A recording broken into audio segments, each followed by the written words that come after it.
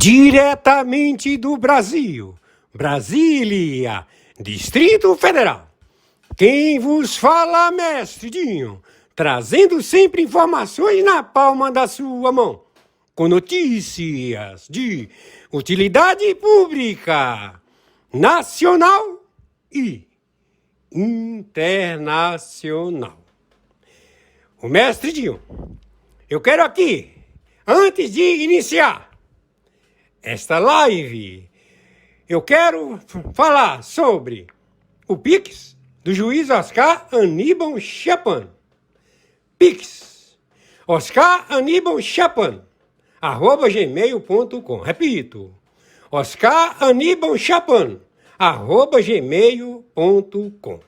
Está na descrição desse vídeo. Que ameaçam sobretudo a população que mais precisa. Nas zonas de periferia, no interior da Amazônia, nas favelas, nas grandes capitais. Então, um governo que, em tese, tem esse público como destinatário prioritário e usa a bandeira da ameaça do soberano internacional dos Estados Unidos da América contra você, e agora? Se eles estão tomando a decisão que pode ser um caminho da solução para esse problema nacional, vai ficar muito difícil e delicado para o governo PT ir contra essa política do Trump. Só para terminar, Todd, eu acho que tem uma outra variável aqui. Eu acho que essa decisão será ainda mais impactante na política brasileira e nas eleições nacionais se ela gerar algum consectário, alguma conclusão prática, algum efeito. Ou seja, se a promessa começar a gerar frutos. Se isso acontecer, aí sim, eu acho que o impacto será fulminante sobre esse posicionamento de uma esquerda envelhecida brasileira.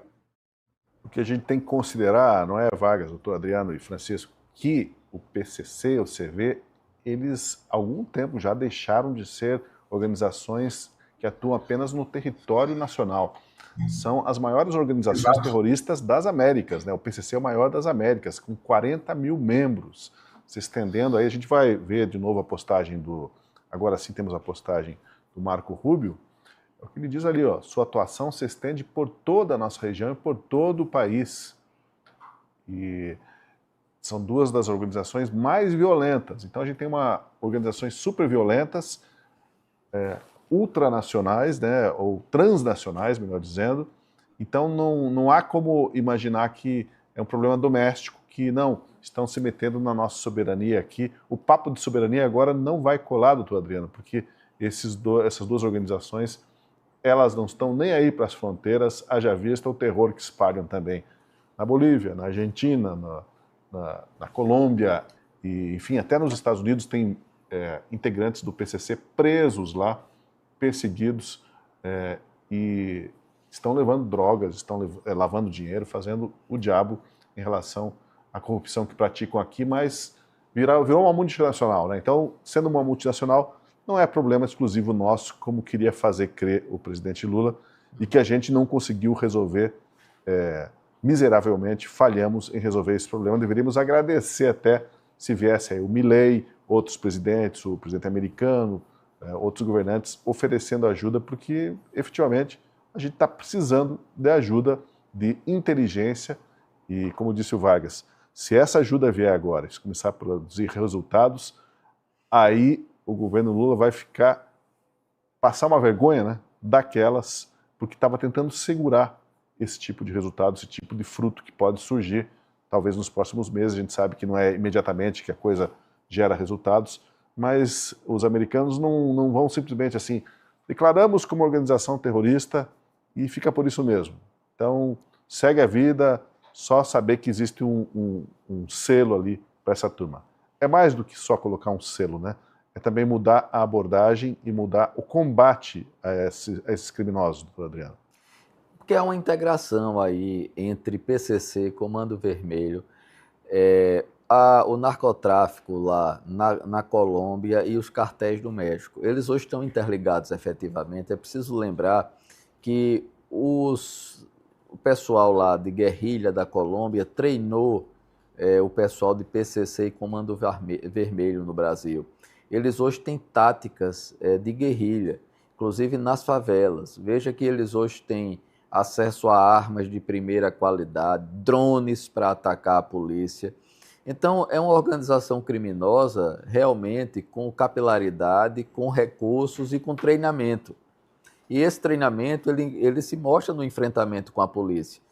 O que o governo americano está fazendo, obviamente, não é quebrar só a coluna do crime organizado, é quebrar a coluna do crime organizado que financia governos de esquerda na América Latina.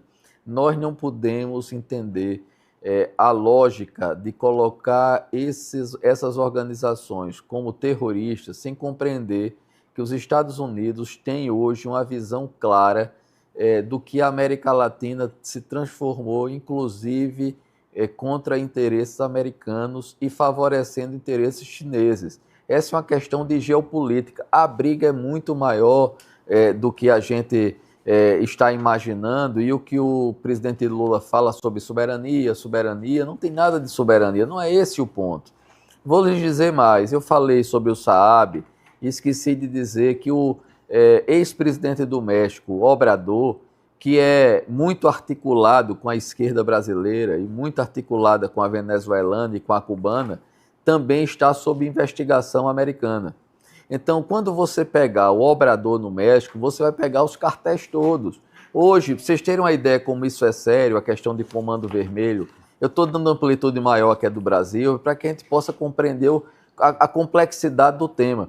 O partido mexicano Morena, que é um partido de esquerda que comanda o México, ele é todo financiado e protegido pelo narcotráfico, pelos cartéis.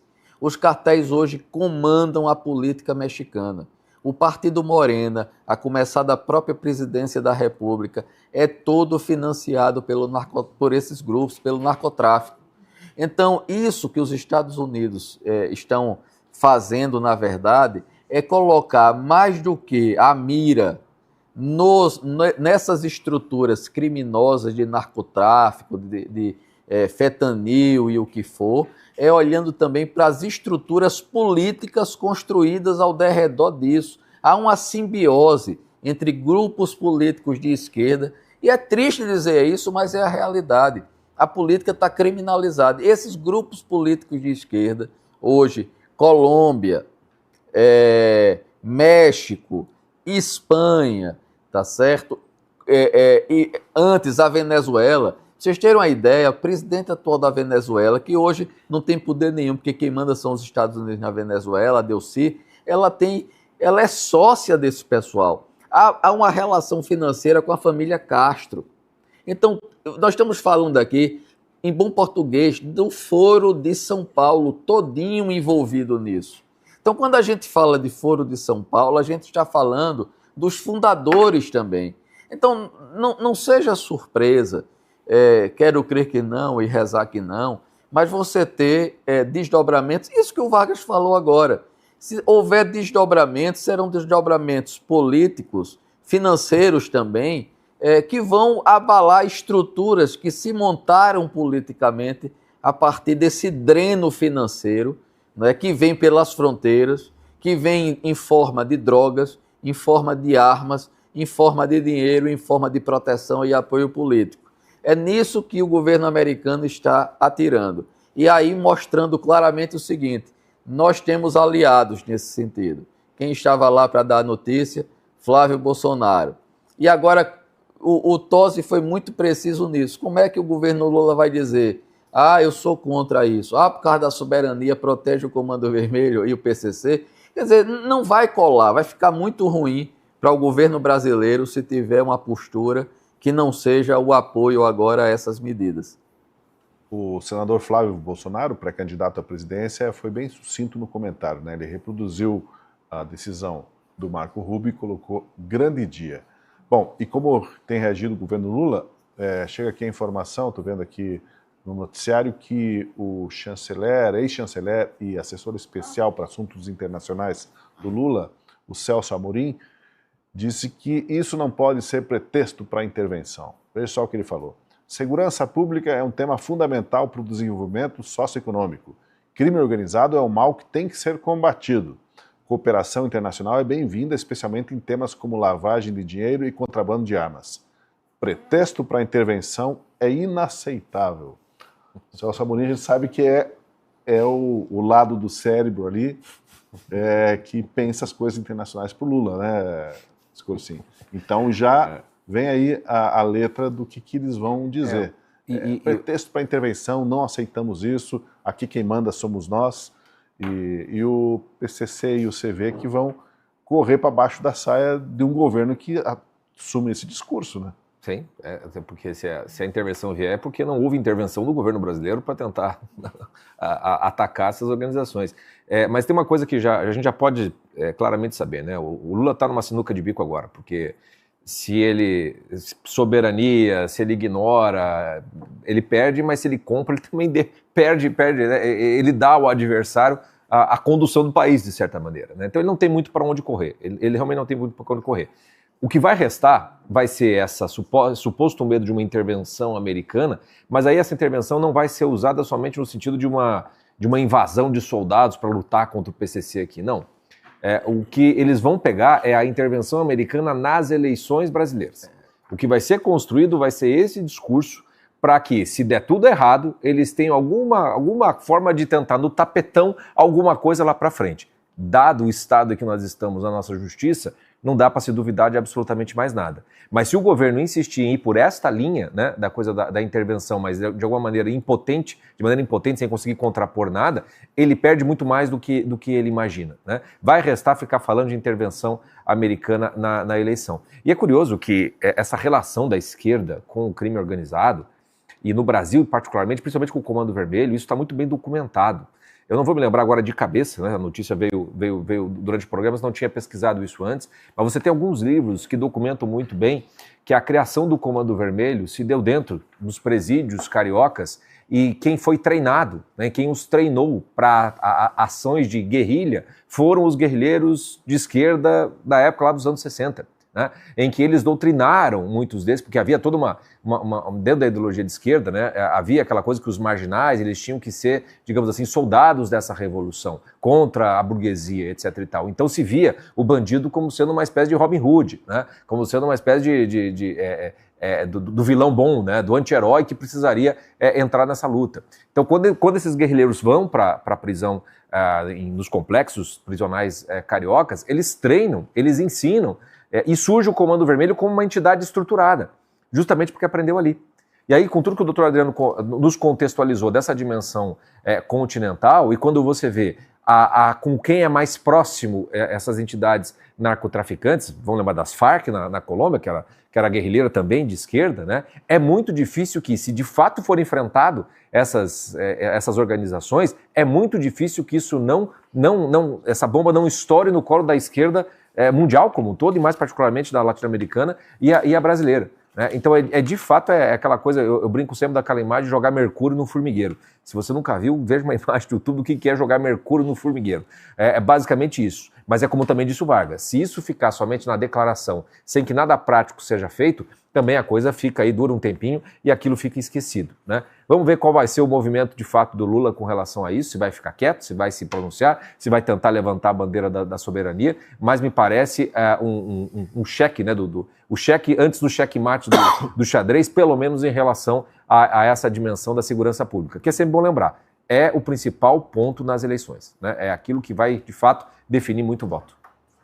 A gente tinha vários outros temas para abordar hoje no programa, mas em função dessa notícia que se impõe, né, nós estamos analisando melhor e conectando os pontos aí do que pode acontecer, de como muda o jogo, o discurso de um lado de outro na política com essa decisão do governo americano. Mas tem um tema que eu acho que dá para fazer um gancho aí, Vargas, que é o seguinte: uma notícia grave envolvendo o escândalo do INSS. O informante que denunciou a mesada de R$300 mil do Careca do INSS pro Lulinha, esse informante desistiu de prestar depoimento à Contraloria Geral da União, CGU. Ele tinha sido convidado a colaborar com as investigações como testemunha, mas afirmou que não se sente seguro e que se sente desamparado no país depois que prestou depoimento para a Polícia Federal na operação Sem Desconto. E aí, infelizmente, né, Vargas, esta é a nossa realidade. As pessoas que denunciam os esquemas acabam sendo tratadas com desdém e largadas, deixadas à própria sorte. quando não são perseguidas, como é o caso do Eduardo Talhaferro, né, que denunciou o chefe Alexandre de Moraes e ele é que virou o réu, né, e está sendo perseguido. Como é que dá para resolver isso? A gente está falando de organizações criminosas, de gente que pega fuzil e está na rua, mas tem também gente que pega caneta e faz coisas ilícitas, e quando alguém denuncia, como é esse camarada que estava denunciando a mesada do Lulinha, ele se sente totalmente inseguro porque o Estado abandona essas pessoas. O whistleblower, né, passa a ser um chato, um incômodo, e maior símbolo disso realmente parece que é o Eduardo Talhaferro, né? É um absurdo, vai ficar, eu acho que, para a história, essa situação em que alguém tão próximo, um assessor tão especial de alguém com poder, denuncia essa pessoa e todo o aparato se volta contra ele. Só falta dizer assim, por que você abriu a boca? E estão dizendo, né? Por que você abriu a boca? Você quebrou o sigilo, você é o criminoso nessa história. E tudo que ele disse não é investigado, o PGR arquiva pedido de investigação contra o chefe denunciado. Isso fala muito sobre a nossa conivência e tolerância com corrupção no país, seja ela de braço armado, seja ela de caneta armada. Vargas. Sabe onde essa cultura ela é muito clara e muito forte, Tosi? Dentro das máfias. Se você trai o grupo, se você age de uma maneira que é considerada inadequada, ilegal, se você cagueta o grupo, você automaticamente precisa ser eliminado. Então, esse código de honra que garante a manutenção do crime ao longo do tempo, que para qualquer Estado de Direito seria considerado algo inaceitável, ele parece agora se espalhar por outras estruturas da realidade do Estado e começa a inspirar modos de comportamento que vão criando uma similaridade com esse jeito de ser, digamos assim. Todo o interesse nacional deveria estar em assegurar que o Estado opera com máximo rigor e independência, passa limpo as informações e bota os crimes à luz para todos entenderem o que está acontecendo e condena os criminosos. Para acelerar essa investigação e garantir que dados que de outro modo não viriam a público possam ser apurados, nós criamos alguns mecanismos de estímulo com limitações. Um desses mecanismos são sistemas, por exemplo, de proteção para testemunhas. Outro, sistemas que estimulam algumas pessoas a denunciarem em troca de uma proteção. Afinal de contas, quando você coloca, não é, a sua vida e a sua realidade, entre aspas, na reta, você também se expõe. Do mesmo modo, isso acontece com o próprio sistema penal. Então, nós protegemos vítimas, nós protegemos pessoas que estão dispostas a colaborar com a justiça. Não significa que essas pessoas serão necessariamente, caso tenham cometido algum crime, absolvidas. Mas nós estimulamos, nós entendemos que é valioso que essas pessoas que têm informações, e que muitas vezes participaram de crimes no passado, contribuam com a aferição da justiça e com a passagem da verdade a limpo, para que a lei possa ser implementada com rigor. Agora, nós também sabemos que nós estamos muito longe dessa realidade no Brasil. E a depender do grau da autoridade que você ousa denunciar, ou informar, ou prestar informações, o que acontece na prática nós estamos vendo aí. Você, em vez de ser uma pessoa que contribui com o aprimoramento da vida política nacional, você passa a ser visto como um inimigo a ser eliminado. E a maneira de fazer isso é de buscar, através da polícia, através do regime penal, mecanismos de asfixia, ou, em última análise, até de prisão.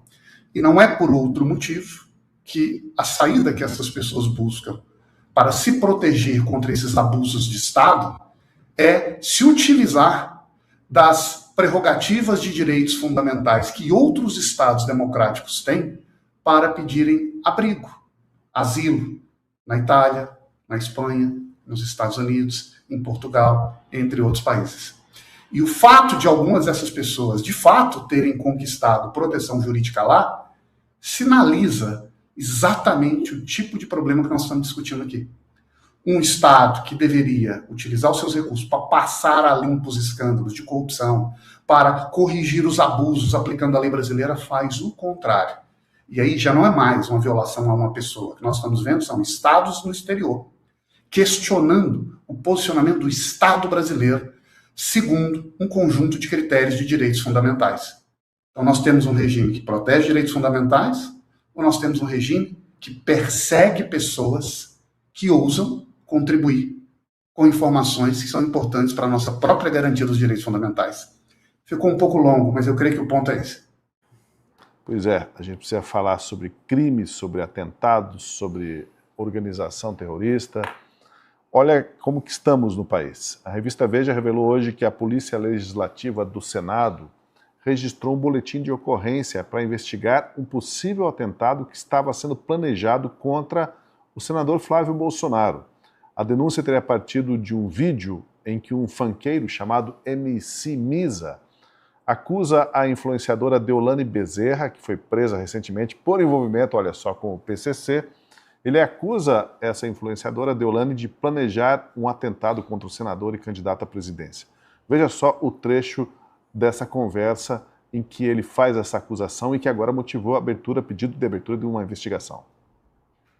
Inclusive, o atentado agora que o filho do Bolsonaro vai sofrer, que foi articulado com Marcelinho e com a Deolane articulou um atentado agora para o filho do Bolsonaro. Então são situações que a gente do mundo do funk sabe tudo.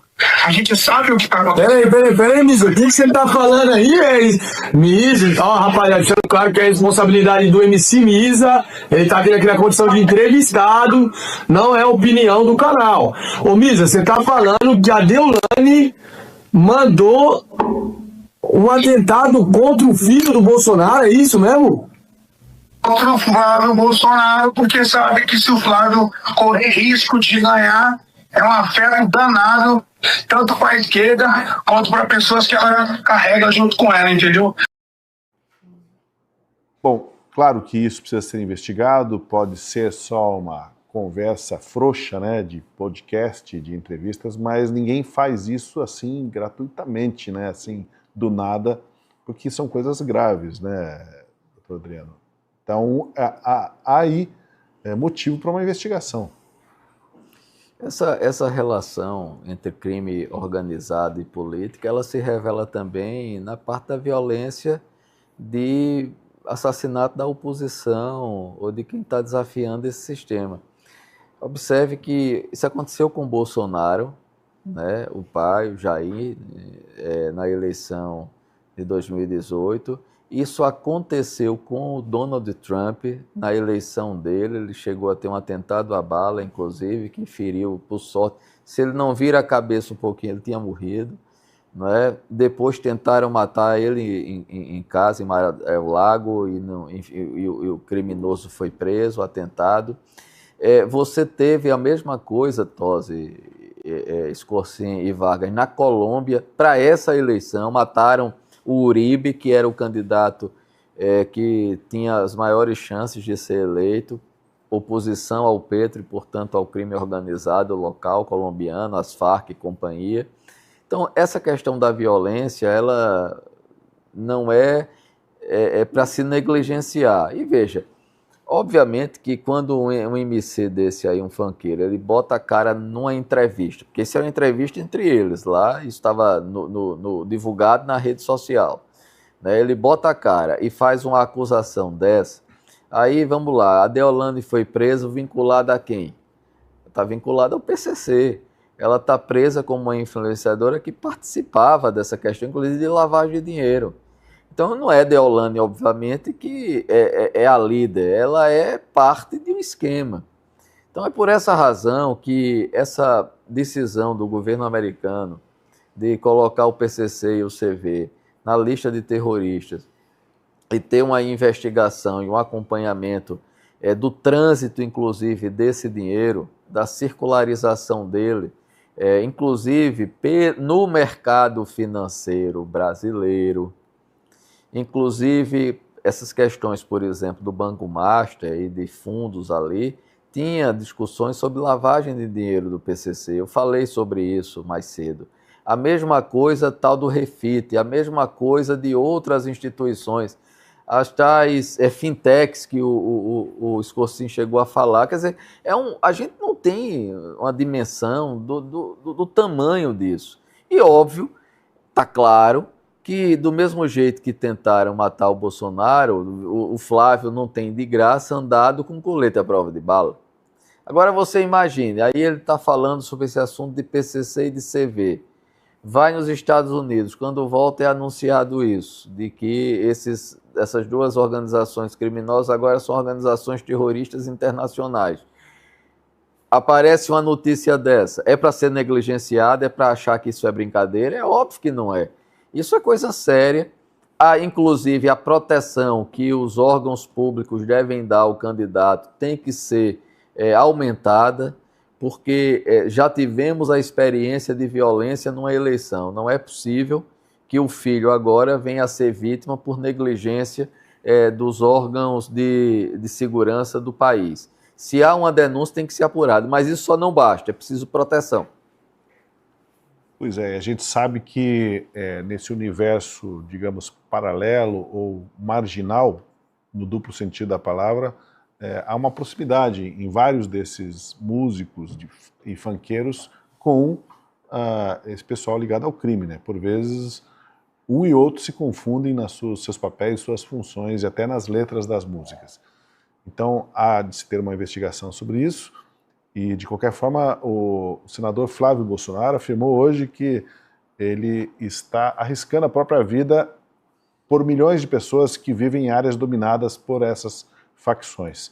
E observando, né, Scorsin, que um dos temas que teria surpreendido, espantado o Trump na conversa com o Flávio foi a informação de que cerca de 40% dos brasileiros vivem em áreas dominadas por facções pelo crime organizado, precisam pagar de alguma forma algum pedágio para essa autoridade do pedaço. Não é o governo que é a autoridade para 40% dos brasileiros. É muita gente, né? E agora a gente pegar e ligar isso à situação do Rio de Janeiro, o Rio de Janeiro já não era 40%, né? Era 100% submetidos à autoridade criminosa, porque o que aconteceu com o Cláudio Castro e a maneira como ele foi flagrado nessas conversas, buscando favorecimento pessoal em troca de aportar dinheiro no esquema do Vorcaro, mostra que no Rio não era só 40% que está sob domínio de algum crime organizado, né? Não, acho que Rio, Salvador e Fortaleza são talvez as três capitais, grandes cidades que estão sob um domínio muito maior do crime organizado do que parece, né? Essa fala desse rapaz ali, né? Fala não é com uma naturalidade muito grande, né? É óbvio que ela tem que ser investigada e a Polícia Legislativa faz bem em tomar essa providência, né? Há que se ter uma proteção mesmo. O que sempre quando a gente começa a pegar o conjunto todo, né, de tudo que a gente já falou aqui, né, de todas essas relações mais ou menos próximas entre certos partidos, certa linha ideológica com o crime organizado, com o narcotráfico, quando você vê que os atentados que vão acontecendo no mundo como um todo quase sempre vêm dessa mesma linha ideológica, às vezes conseguindo a consumação, como foi no caso da Colômbia, de maneira terrível, né? Fica-se sempre com essa impressão ou essa sensação de que se houvesse uma investigação de fato, né, talvez a gente descobrisse muito mais do que a gente imagina. Eu acho, aqui no Brasil, por exemplo, o atentado ao Jair Bolsonaro do Adélio Bispo, eu acho uma vergonha para a Polícia Federal que não tenha sido feito uma apuração muito mais profunda, porque ele estava com mais de um celular, ele tinha dado entrada na Câmara dos Deputados no mesmo dia, um negócio, uma barbaridade gigantesca, e que a coisa simplesmente não foi um lobo solitário ou qualquer coisa que o valha. Eu falei assim, bom, no caso do Flávio, se acontecer alguma coisa, fica difícil de dizer que foi um lobo solitário. Quando você tem um sujeito que fala, não, já falou, tá pensando não sei o quê, o pessoal vai fazer, porque se ganhar o Flávio, etc, etc. E eu acho que eles têm que ter medo mesmo, porque eu imagino que se Flávio Bolsonaro ganhar a eleição, se os Bolsonaros voltarem, enfim, se a direita voltar, eu acho que ela volta para o governo do mesmo jeito que o Trump voltou lá. Né? Sabendo mais ou menos como que a banda toca, sem esperar demais para fazer as coisas acontecerem. Né? E se houver esse tempo para que haja de fato essa cooperação entre Estados Unidos e o que acontece aqui no Brasil, os efeitos podem acontecer de uma maneira até muito rápida. Uma das coisas, não dá para a gente detalhar aqui hoje, mas uma das consequências dessa designação como atividade terrorista é que não pega somente o PCC, os ativos financeiros, pega qualquer empresa que tenha relações comerciais com eles.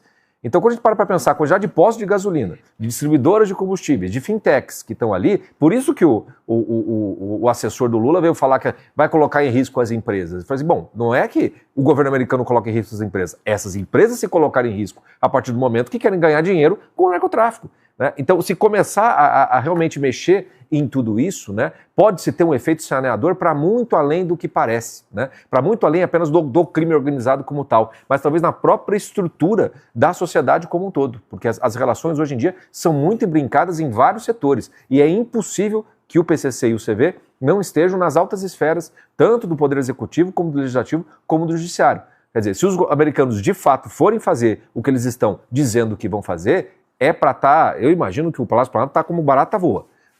Não estão sabendo o que fazer, porque pode ser aí o fiozinho que não tem como conter uma queda de um castelo de cartas. Pois é, eu fico imaginando que, volto ao que a gente começou no início do programa aqui, citando que é preciso seguir o rastro do dinheiro e o rastro do uísque, né?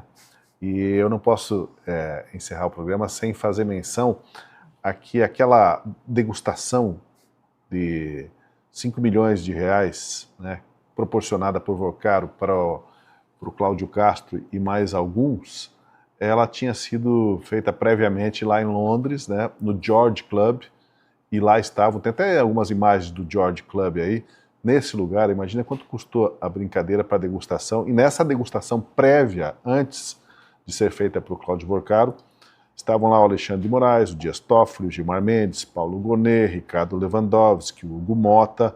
Imagina o tamanho da conta paga pelo Vorcaro.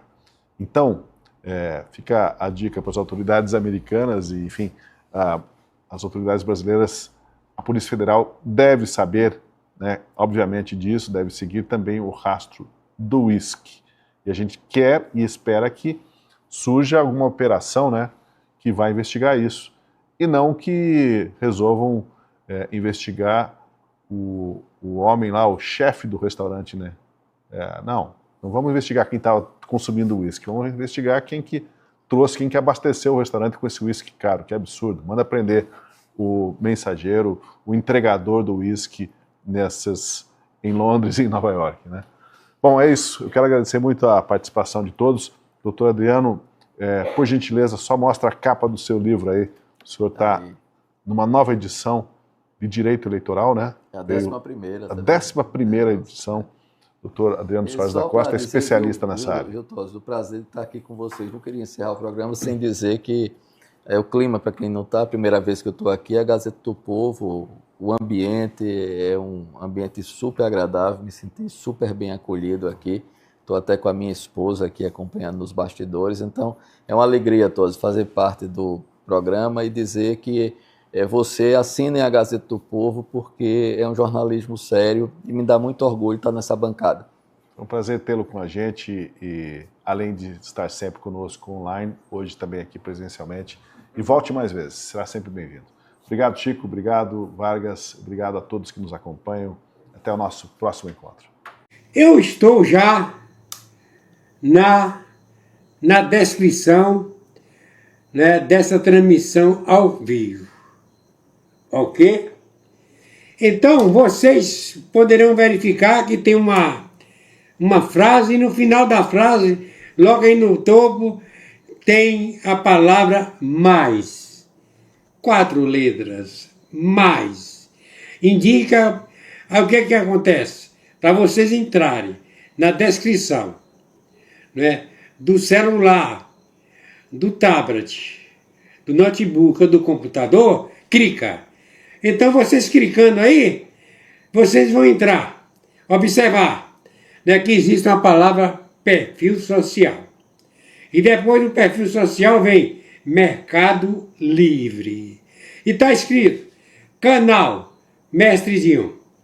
Últimas notícias na palma da sua mão. Perfil Mestre Dinho, 1949. Eu sou afiliado do Mercado Livre. E é por isso que eu estou aqui aproveitando essa oportunidade para falar com vocês que tem promoções. Eu, como afiliado do Mercado Livre, eu coloquei aí, abaixo da palavra promoções, 2 pontos. Tem aí o link. Todo mundo sabe o que é o link. O link do Mercado Livre. Você clica no Mercado Livre aí, nesse link do Mercado Livre. Não vai sair num só produto, não. Vai sair numa vitrine. O Mercado Livre, por enquanto, tem quase 200 produtos, certo? Produtos, a maior parte com promoções. Produtos que nós precisamos. Aqueles produtos relacionados, que nós temos necessidade de comprar dia a dia. Então, vocês sabem que o Mestre Dinho, eu sou afiliado do Mercado Livre. Vocês compram, certo?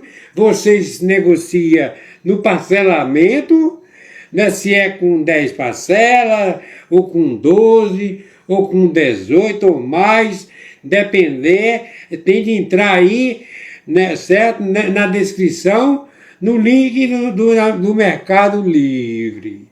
Ok? E, descendo, certo? Eu também sou afiliado do Shopee. Tem assim, vitrine do Construa Civil Mestre Dinho. Afiliado da Shopee. Aproveita as promoções. Mais de 500 produtos do afiliado do Shopee Mestre Dinho. Construa Civil Mestre Dinho.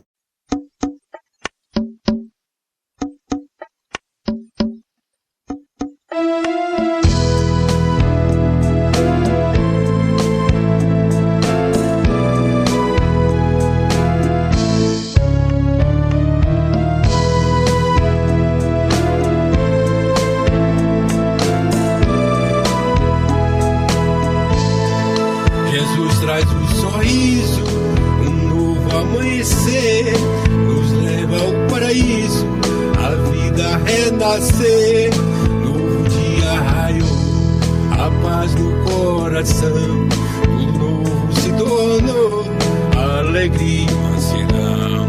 Jesus traz um sorriso, um novo amanhecer, nos leva ao paraíso, a vida renascer. Jesus, eu encontrei a autoestima, o amor sem medida, e nele me salvei. Jesus traz um sorriso, um novo amanhecer, nos leva ao paraíso, a vida renascer. Jesus está comigo, prossigo alegre agora, e graça salvadora, o melhor amigo.